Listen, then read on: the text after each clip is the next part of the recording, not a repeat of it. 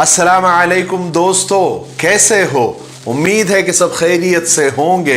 अल्लाह आप लोगों को ऐसे ही खुश रखे। सरकार दो आलम सल्लल्लाहु अलैहि वसल्लम की पूरी ज़िंदगी पर बनने वाली वीडियो सीरीज़ जिसका नाम मोहम्मद सब के लिए है सल्लल्लाहु अलैहि वसल्लम, ये उसका 65वां हिस्सा यानी पार्ट 65 है। थोड़ा हम रिकैप कर लेते हैं कि हमने 64वें हिस्से में यानी पार्ट 64 में क्या सुना। लेकिन उससे पहले मैं आपको एक खबर दे दूं, एक अपडेट दे दूं कि कल और परसों यानी शनिचर और इतवार को हमारा इस सीरीज का कोई वीडियो नहीं आएगा, क्योंकि हम 2 दिन औरंगाबाद के सफर पर हैं। इंशाअल्लाह कल हम दिन भर औरंगाबाद में ही रहेंगे। हमारे उस्ताद भी है, हमारे दोस्त भी है, हज़रत मौलाना अब्दुल अजीज़ बदवी साहब मद्दज़िल्लुल आली, उनसे मुलाकात भी करनी है। बहुत ज़माना हो गया उनसे मुलाकात नहीं हुई और वो भी कई ज़माने से पूना नहीं आए, तो हमने सोचा कि वो हमेशा पूना आते हैं, इस बार हम औरंगाबाद जाके उनसे मुलाकात कर लें। तो मौलाना अब्दुल अजीज़ बदवी साहब, मैं इंशाअल्लाह कल आपसे मुलाकात करने के लिए आ रहा हूँ। और दूसरा सबसे अहम काम, तहफ़्फ़ुज़ दीन मीडिया के ऑफिस में भी जाना है। वहाँ पर कारी ज़िया साहब से मुलाकात करनी है। कारी ज़िया साहब हमारे बड़े खैर ख़्वाह हैं और हमारे बहुत अच्छे ताल्लुकात हैं, और उन्होंने हमारे लिए एक वेबसाइट डिज़ाइन की है जो अनकरीब इंशाअल्लाह हम आपको बताएंगे। कुछ काम उसमें अभी फ़ाइनल करने बाकी है, तो वो काम सबसे बड़ा मेरा मकसद औरंगाबाद जाने का वही है।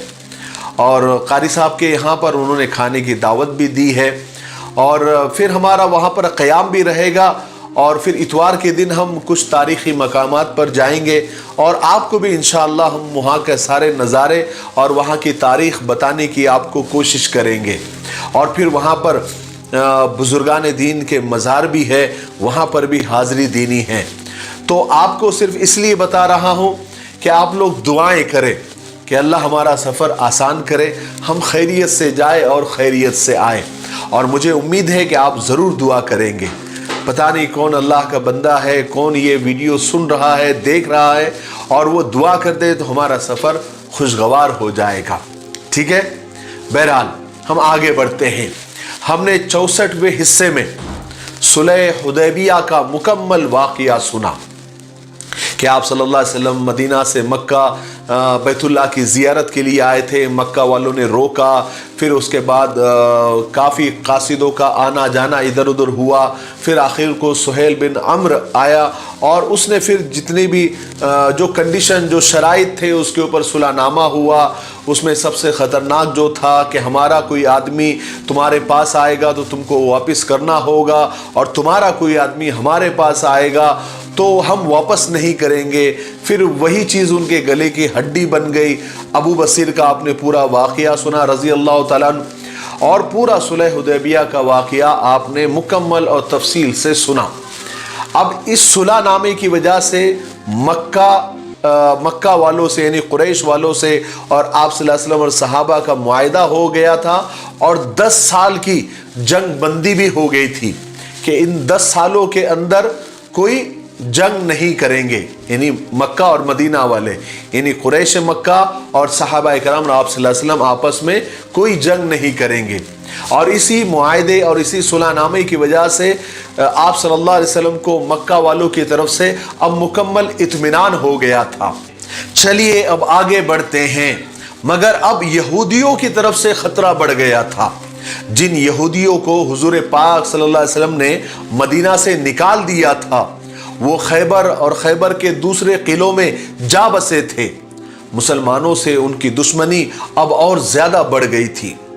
एक दफ़ा ये लोग कुरैश और अरब के दूसरे कबीलों को लेकर मुसलमानों पर हमला करने के लिए मदीना भी आए थे, जिसकी वजह से ग़ज़वे खंदक हुई थी। हमने पिछले वीडियोज़ में वो सारा वाक़या ग़ज़वे खंदक का सुना।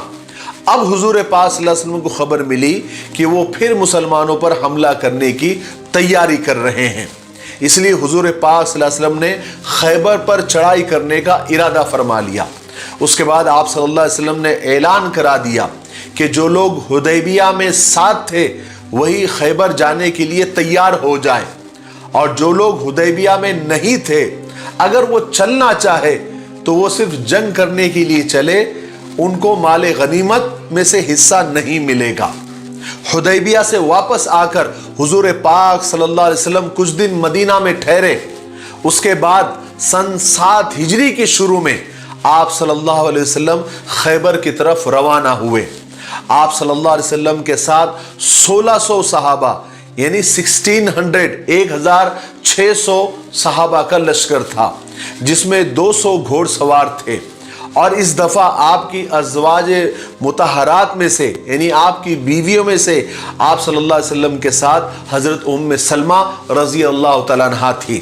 آپ صلی اللہ علیہ وسلم نے مدینہ میں حضرت نمیلہ کو اپنا قائم مقام بنایا اور آپ رات کے وقت خیبر کے سامنے پہنچ گئے، اور وہیں پر آپ صلی اللہ علیہ وسلم نے پڑاؤ ڈالنے کا حکم دیا، کیونکہ آپ صلی اللہ علیہ وسلم کی یہ عادت تھی کہ آپ رات کے وقت حملہ نہیں کرتے تھے۔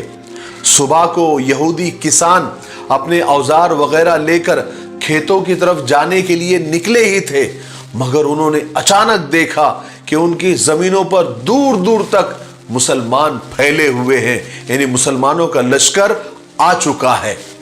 مسلمانوں کی صورتیں دیکھتے ہی وہ سارے یہودی بدحواس ہو کر وہاں سے واپس بھاگے۔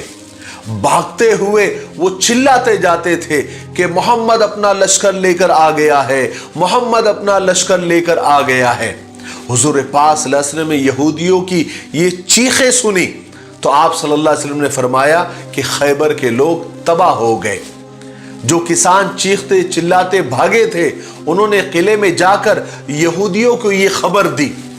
یہودی کے سردار یہ خبر سن کر فوراً ایک جگہ جمع ہو گئے اور مشورہ کرنے لگے کس طرح مسلمانوں کا مقابلہ کرنا چاہیے۔ خیبر کے علاقے میں یہودیوں کے کئی قلعے تھے، صرف ایک قلعہ نہیں تھا بلکہ کئی قلعے تھے چھوٹے اور بڑے، جو سب کے سب بہت مضبوط سمجھے جاتے تھے۔ ادھر یہودیوں کی تعداد بھی کافی تھی، اس لیے ان لوگوں کو اپنی طاقت پر بہت گھمنڈ تھا، اس لیے وہ لوگ ہمیشہ کہا کرتے تھے کہ محمد اور ہم سے جنگ کرے گا، ناممکن ہے، ناممکن ہے۔ مگر اس وقت مسلمانوں کو اپنے سر پر دیکھ کر وہ سب گھبرا گئے اور مشورہ کیا اور اپنے بیوی بچوں کو کسی ایک قلعے میں پہنچا دیا اور خود سب کے سب ایک قلعے میں بند ہو گئے۔ انہوں نے جلدی سے اپنا مال و دولت ایک قلعے میں جمع کیا اور ایک قلعے میں جا کر خود بند ہو کر بیٹھ گئے۔ یہودیوں کو باہر سے کوئی مدد نہیں ملی، قبیلہ غطفان سے بھی ان کو مدد کی بہت امید تھی۔ غطفان کے لوگ یعنی غطفان قبیلے کے لوگ تو خود مسلمانوں سے ڈر رہے تھے۔ انہیں یہ خیال ہوا کہ اگر ہم خیبر والوں کی مدد کے لیے گئے تو کہیں مسلمان خود ہمارے گھروں پر چڑھائی نہ کر دے۔ یہی سوچ کر قبیلے غطفان کے لوگ اپنے ہی گھروں میں دم ساتھ کر بیٹھے رہے۔ مسلمانوں نے یہودیوں کو چاروں طرف سے گھیر کر سخت محاصرہ کر لیا تھا، یعنی سخت گھیراؤ کر دیا تھا، یعنی یہودیوں کا ایک طرح سے لاک ڈاؤن کر دیا تھا۔ مگر یہودی بھی اپنی جگہ پر ڈٹے رہے۔ اس طرح سے کئی دن گزر گئے۔ اس عرصے میں کبھی کبھی یہودی قلعے سے باہر نکل کر آتے، مقابلہ کرتے، مگر فوراً واپس بھاگ جاتے اور قلعے میں بند ہو کر بیٹھ جاتے تھے۔ انہوں نے اپنے لڑنے والوں کو قلعے کی دیواروں کے باہر بٹھا دیا تھا۔ وہ وہاں سے مسلمانوں پر تیر، کبھی پتھر، کبھی اینٹ مارا کرتے تھے، جس سے کچھ مسلمان زخمی بھی ہو گئے تھے۔ اسی دوران میں مسلمانوں نے خیبر کے قلعوں میں سے ایک قلعہ جس کا نام نائم تھا اس کو فتح کر لیا تھا۔ اس قلعے کو فتح کرنے میں ایک مسلمان حضرت محمود بن مسلمہ شہید ہو گئے تھے۔ دراصل ہوا یہ تھا کہ یہ لڑتے لڑتے بہت زیادہ تھک گئے تھے تو اس قلعے کے نیچے سستانے کے لیے بیٹھ گئے تھے، مگر اسی وقت قلعے کی دیوار پر سے یہودیوں میں سے مرحب اور کنانا بن ربی نے ان کے اوپر ایک بڑا سا پتھر مار دیا تھا، جس سے وہ شہید ہو گئے تھے۔ اس کے بعد مسلمان ایک دوسرے قلعے کی طرف بڑھے۔ اس قلعے کا نام قموس تھا۔ یہ قلعہ بہت زیادہ مضبوط اور شاندار تھا۔ رسول پاک صلی اللہ علیہ وسلم نے حضرت ابوبکر صدیق رضی اللہ تعالیٰ عنہ کو اسلامی جھنڈا دیا اور قلعے کو فتح کرنے کے لیے بھیجا۔ حضرت ابو بکر صدیق رضی اللہ عنہ میدان میں پہنچ کر انہوں نے بہت سخت حملہ کیا، مگر تمام دن یعنی پورے دن لڑائی کے بعد بھی وہ قلعہ فتح نہیں ہوا۔ آخر شام کو حضرت ابو بکر صدیق رضی اللہ عنہ واپس پڑاؤ میں آ گئے۔ دوسرے دن حضور پاک صلی اللہ علیہ وسلم نے حضرت عمر رضی اللہ عنہ کو بلایا اور انہیں اسلامی جھنڈا دیا اور انہیں قلعہ فتح کرنے کے لیے بھیجا۔ وہ بھی سارے دن حملہ کرتے رہے، مگر شام کو بغیر قلعہ فتح کیے ہی وہ واپس آ گئے۔ پھر آپ صلی اللہ علیہ وسلم نے فرمایا کہ کل میں جھنڈا اسے دوں گا جو اللہ اس کے رسول کو چاہتا ہے اور اللہ اس کے رسول بھی اس کو چاہتے ہیں۔ یہ سن کر سارے صحابہ یہ تمنا کرنے لگے کہ کاش وہ میں ہوں گا، وہ جھنڈا مجھے مل جائے۔ لیکن دوسرے دن آپ صلی اللہ علیہ وسلم نے آواز لگائی کہ علی کہاں ہے، علی کہاں ہے۔ حضرت علی رضی اللہ عنہ تشریف لائے۔ رسول پاک صلی اللہ علیہ وسلم نے انہیں جھنڈا دیا اور کہا کہ جاؤ اور قلعہ فتح کر کے آؤ۔ ساتھ ہی رسول پاک صلی اللہ علیہ وسلم نے فرمایا کہ دیکھو اگر وہ لوگ ایمان قبول کر لیتے ہیں تو پھر ان کا خون تم پر حلال نہیں ہوگا، تم انہیں مار نہیں سکتے۔ حضرت علی رضی اللہ عنہ اسلامی جھنڈا لے کر آگے بڑھے۔ انہوں نے قلعے پر سخت حملہ کیا۔ اس وقت قلعے میں سے بہت سارے یہودی باہر نکل آئے تھے، انہوں نے بھی سخت جنگ شروع کر دی۔ اسی دوران ان قلعے میں سے ایک یہودی سردار حارث نکل آیا، یہ بہادری میں بہت مشہور تھا۔ حضرت علی رضی اللہ عنہ اس کو دیکھ کر اس کی طرف بڑھے۔ کچھ دیر دونوں میں تلواریں چلتی رہی۔ آخر ایک دفعہ حضرت علی رضی اللہ عنہ نے بہت سخت حملہ کیا اور حارث کو قتل کر دیا اور آگے بڑھنے لگے۔ حضرت علی رضی اللہ عنہ بہت سختی کے ساتھ تلوار چلاتے ہوئے حملے کر رہے تھے، یہاں تک کہ اسی میں سے ان کی ڈھال بھی ٹوٹ گئی۔ مگر حضرت علی رضی اللہ عنہ اتنے بہادر تھے، اتنے چالاک اور چوبند تھے کہ انہوں نے فوراً قلعے کے دروازے کا ایک کیواڑ اٹھا لیا اور اس کو اپنی ڈھال بنا کر لڑتے رہے، یہاں تک کہ اللہ تبارک و تعالیٰ نے حضرت علی رضی اللہ عنہ کے ہاتھوں اس قلعے کو فتح کرا دیا۔ حارث کو حضرت علی رضی اللہ عنہ نے قتل کر دیا تھا۔ اس کے بھائی کا نام مرحب تھا جس نے حضرت محمود ابن مسلمہ کو شہید کر دیا تھا۔ مرحب اپنی بہادری اور طاقت کے لیے بہت زیادہ مشہور تھا۔ وہ اپنے بھائی حارث کا بدلہ لینے کے لیے قلعے سے اس طرح نکل آیا کہ اس نے 2 زرہ پہنی ہوئی تھی اور 2 تلواریں اس کے ہاتھ میں رکھی ہوئی تھی۔ وہ بہت غرور کے ساتھ قلعے سے نکل آیا اور مسلمانوں کی طرف دیکھ کر چیلنج کرنے لگا، پکارنے لگا کہ کوئی ہے جو مجھ سے مقابلہ کرنے آئے گا۔ رسول پاک صلی اللہ علیہ وسلم نے صحابہ سے پوچھا کہ کون ہے جو اس کا مقابلہ کرنے کے لیے جانا چاہتا ہے۔ اس پر سے صحابہ میں حضرت محمد ابن مسلمہ جو محمود ابن مسلمہ کے بھائی تھے وہ سامنے آئے۔ انہوں نے عرض کیا کہ یا رسول اللہ میں اس کا مقابلہ کرنے جاؤں گا، کل اس نے میرے بھائی کو قتل کیا تھا، میں نے اب تک اس کا بدلہ نہیں لے سکا ہوں۔ آپ نے فرمایا پھر تو تم آگے بڑھو۔ آپ صلی اللہ علیہ وسلم نے محمد ابن مسلمہ کے لیے دعا فرمائی کہ یا اللہ تو اس کی مدد فرما۔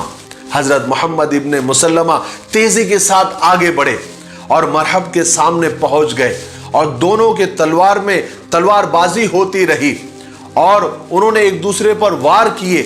دونوں کی بھی وار بہت زیادہ سخت تھے، مگر محمد ابن مسلمہ کا وار اس سے زیادہ سخت تھا۔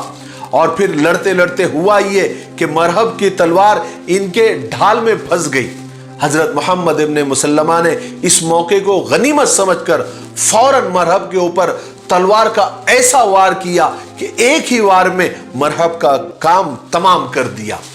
یہ دیکھ کر مرحب کا بھائی یاسر میدان میں آ گیا، یہ بھی بہادری میں بہت مشہور تھا۔ اس نے مسلمانوں میں سے کسی کو مقابلے کے لیے پکارا۔ اس کے مقابلے کے لیے حضرت زبیر بن عوام رضی اللہ عنہ نکلے۔ یہ رسول پاک صلی اللہ علیہ وسلم کے پھوپھی حضرت صفیہ کے بیٹے تھے۔ اتفاق سے اس دفعہ حضرت صفیہ بھی مسلمانوں کے ساتھ آئی ہوئی تھی۔ وہ جانتے تھے کہ یاسر بہت طاقتور اور بہادر ہے، اس لیے وہ اپنے بیٹے کو اس مقابلے کے لیے جاتے ہوئے دیکھ کر گھبرائی اور فوراً رسول پاک صلی اللہ علیہ وسلم کے پاس تشریف لائی اور عرض کیا گیا رسول اللہ وہ میرے بیٹے کو قتل کر دے گا، وہ بہت زبردست ہے۔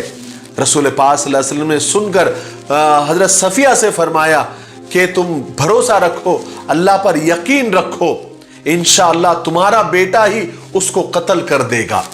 और फिर हुआ भी यही। थोड़ी ही देर में हजरत जुबैर बिन अवाम रजी अल्लाह तआला अन्हु यासिर को कत्ल करके उसको उसके भाई के पास पहुंचाकर यानी जहन्नम रसीद करके वापस भी आ गए। और इस तरह मुसलमानों ने यहूदियों का तीसरा किला खैबर का वो भी फतह कर लिया। यहूदियों ने कोई भी किला आसानी से मुसलमानों के हवाले नहीं किया, उन्होंने जान पर खेलकर मुकाबला किया। उधर मुसलमान जिस किले का भी मुहासरा करते थे वो इतना सख्त करते थे कि यहूदी तंग आ जाते थे। उसका नतीजा ये हुआ कि वो किलों के मुहासरे में ही इतने दिन लग गए, यानी घेराव करते करते ही इतने दिन लग गए कि मुसलमानों के पास खाने पीने का सामान खत्म हो गया, जिससे बहुत ज्यादा खाने पीने की तंगी पेश आने लगी। एक दिन आप सल्लल्लाहु अलैहि वसल्लम ने देखा कि लश्कर में हर तरफ आग जल रही है और लोग खाना तैयार कर रहे हैं। आप सल्लल्लाहु अलैहि वसल्लम ने उनसे पूछा कि ये तुम क्या कर रहे हो? लोगों ने अर्ज किया कि हम गोश्त पका रहे हैं। आपने पूछा कि किस चीज का गोश्त पका रहे हो? लोगों ने कहा कि पालतू गधों का गोश्त हम बना रहे हैं। इस पर आप सल्लल्लाहु अलैहि वसल्लम ने लोगों को उसको गधे का गोश्त खाने से मना फरमाया और फरमाया कि उसको फेंक दो और जिन बर्तनों में तुमने वो पकाया है उसको भी तोड़ दो। इस पर किसी ने पूछा कि या रसूल अल्लाह आप फरमा रहे हैं तो हम तो गोश्त फेंक देते हैं, अगर हम बर्तन को धो ले अच्छी तरीके से तो कैसा रहेगा? तो आप सल्लल्लाहु अलैहि वसल्लम ने बर्तन धोने की इजाजत दे दी, लेकिन वो गधों के गोश्त को फौरन फेंक दिया गया। सहाबा इकराम तो आप सल्लल्लाहु अलैहि वसल्लम के एक एक हुक्म पर जान देने के लिए तैयार रहते थे। ये तो उनके लिए बहुत मामूली चीज थी, तो उन्होंने फौरन वो गधों के गोश्त को फेंक दिया और बर्तन को अच्छी तरीके से कई मर्तबा धोकर पाक और साफ कर लिया। और फिर रसूल पाक सल्लल्लाहु अलैहि वसल्लम ने मुसलमानों के लिए रिस्क की दुआ की। चुनांचे उसी दिन एक किला जिसका नाम साब था वो फतह हो गया, जहां से सहाबा इकराम को खाने पीने का इतना सामान मिल गया कि फिर किसी चीज की कमी नहीं रही। हर किला फतह होने पर मुसलमानों को सामान के अलावा बहुत सारे कैदी भी माले गनीमत में मिलते थे। साब किले के फतह हो जाने के बाद यहूदी और एक किले, चौथे या पांचवें किले में जाकर छुप गए। उस किले का नाम कुला या कला था। मुसलमानों ने आकर उस किले को घेर लिया, उसका भी मुहासरा कर लिया। इस तरह 3 दिन गुजर गए मगर यहूदी बाहर नहीं निकले। इत्तेफाक से उन्हीं में से एक यहूदी रसूल पाक सल्लल्लाहु अलैहि वसल्लम के पास आया और उनको बताया कि इस किले में पानी के चश्मे हैं जिनके रास्ते अगर बंद कर दिए जाए तो पानी बंद हो जाने की वजह से यहूदी घबरा जाएंगे। तो फौरन पानी बंद कर दिया गया। आखिर मजबूर होकर वो लड़ने के लिए यहूदी किले से बाहर निकल आए। मुसलमान पहले ही से उनका इंतजार कर रहे थे। फौरन जंग शुरू हो गई और बहुत सख्त मुकाबला हुआ जिसमें कुछ मुसलमान शहीद भी हो गए। आखिर में यहूदियों को बुरी तरह से शिकस्त हुई और इस तरह यह किला जिसका नाम कुला या कला था वो भी फतह हो गया। उसके बाद हुजूर पाक सल्लल्लाहु अलैहि वसल्लम दूसरे किलों की तरफ बढ़े और उन्हें फतेह करते हुए सबसे आखिर में 2 किले बचे, वती और सलालम। अब आप सल्लल्लाहु अलैहि वसल्लम उनकी तरफ बढ़े। इन दोनों किलों में सारे खैबर के यहूदी भरे हुए थे, क्योंकि अब तक जो किले मुसलमानों ने फतेह किए थे उनमें से भाग भाग कर यहूदी इन्हीं किलों में आकर यानी वती और सलालम में पनाह ले रहे थे। मुसलमानों ने इन किलों को हर तरफ से घेर लिया और यहूदियों का मुहासरा करके बैठ गए। मुहासरा बहुत दिन तक रहा मगर मुसलमान उकताए नहीं और वहां से हिले भी नहीं। अब हुआ ये कि बहुत ज्यादा घेराव और बहुत ज्यादा दिनों तक मुहासरा होने की वजह से यहूदियों की हिम्मत टूट चुकी थी। अब उनमें मुकाबले की सकत और ताकत बाकी नहीं रही थी, इसलिए उन्होंने अब सुलह का इरादा किया। उसके बाद उन्होंने कनाना इब्ने अबू हकीक को कुछ आदमियों के साथ हुजूर पाक सल्लल्लाहु अलैहि वसल्लम की खिदमत में भेजा। कनाना इब्ने अबू हकीक जब आप सल्लल्लाहु अलैहि वसल्लम की खिदमत में आया तो सुलह की दरख्वास्त की। آپ صلی اللہ علیہ وسلم تو صلح کے لیے ہمیشہ تیار رہتے تھے۔ آپ صلی اللہ علیہ وسلم نے فوراً صلح کے لیے تیار ہو گئے اور فرمایا کہ وہ سارے قلعہ، یعنی جو قلعہ ہے سلالم اور وتی، فوراً خالی کر کے یہاں سے نکل جاؤ، سوائے بدن پہ جو کپڑے ہیں انہی کپڑوں کے علاوہ تم کوئی بھی چیز نہیں لیں گے، سب یہیں پر چھوڑ کر صرف اپنے بدن کے کپڑے سے یہاں سے تم نکل جائیں گے اور یہ دونوں قلعے خالی کر دیں گے۔ اور فرمایا کہ اگر اسلام کے خلاف تم نے کچھ بھی کیا، کوئی سازش کی یا کوئی پلاننگ کی، تو اللہ اس کا رسول اس صلح نامے سے بری ہوں گے، یعنی یہ صلح نامہ کینسل ہو جائے گا۔ اور اس طرح ان قلعوں پر قبضہ ہو گیا۔ اب مسلمانوں نے مال غنیمت تلاش کرنا شروع کیا۔ بہت سارا قیمتی مال انہیں نظر نہیں آیا، حالانکہ یہودی مدینہ سے نکلتے وقت بہت دولت لے کر آئے تھے۔ اب رسول پاک صلی اللہ علیہ وسلم نے کنانا اور اس کے بھائی ربی سے پوچھا کہ وہ مال کہاں ہے، تو انہوں نے بہانہ بنایا، کہا کہ مال تو جنگ میں خرچ ہو گیا۔ آپ صلی اللہ علیہ وسلم نے فرمایا کہ جنگ میں تو زیادہ وقت تو نہیں لگا اور مال تو بہت زیادہ تھا۔ یاد رکھو، اگر تم نے مجھ سے کوئی چیز چھپائی اور بعد میں مجھے اس کا پتہ چل گیا تو تمہارا خون مجھ پر حلال ہوگا۔ اس پر کنانا اور اس کا بھائی ربی تیار ہو گئے کہ ایسا کوئی مال نہیں ہے، اور اگر تم کو مل گیا تو ہمارا خون تم پر حلال ہوگا۔ پھر آپ صلی اللہ علیہ وسلم نے اس مال کو تلاش کرنے کا حکم دیا۔ پھر کچھ ہی دنوں میں آپ صلی اللہ علیہ وسلم کو معلوم ہوا کہ وہ یہودیوں نے، یعنی ان لوگوں نے خیبر کے نچلے کھنڈروں میں وہ مال چھپا کر رکھا ہوا تھا، اور صحابہ نے وہاں تلاش کیا تو وہ مال ان کو مل گیا۔ یہ مال ملنے کے بعد کنانا اور ربی کی غداری ثابت ہو گئی۔ آپ صلی اللہ علیہ وسلم نے کنانا اور ربی کو غداری کے الزام میں قتل کرنے کا حکم دے دیا، اور رسول پاک صلی اللہ علیہ وسلم نے جس قلعے کو فتح کیا تھا اور جو وہاں لوگ بچ گئے تھے ان کے ساتھ بہت اخلاق کے ساتھ اور اچھا معاملہ کیا۔ جب قلعہ فتح کر کے مسلمان اندر گھس گئے اور کھانے پینے کا سامان جمع کرنے لگے تو آپ صلی اللہ علیہ وسلم نے فرمایا کہ خود بھی کھاؤ، ان کو بھی کھلاؤ اور جانوروں کو بھی کھلاؤ، مگر ساتھ کچھ مت لے کر جاؤ۔ وتی اور سلالم کے قلعے فتح ہوئے، وہاں سے جو مال غنیمت مسلمانوں کو بہت سارا ملا، تو بہت سارے تورات کے نسخے بھی ملے جو یہودیوں کے مذہبی کتاب تھی، مگر جب یہودیوں نے وہ مانگے تو آپ صلی اللہ علیہ وسلم نے صحابہ کو حکم دیا کہ وہ سب نسخے ان کو دے دی جائے۔ اس طرح آپ صلی اللہ علیہ وسلم نے جنگوں کے دوران بھی اپنے صحابہ کو یہ تعلیم دیتے رہے کہ کسی پر ظلم نہ کرے بلکہ دشمنوں کے ساتھ بھی اچھا معاملہ کرے، یہاں تک کہ آپ صلی اللہ علیہ وسلم نے ان قیدیوں کے ساتھ بھی عزت کا اور اخلاق کا معاملہ کیا۔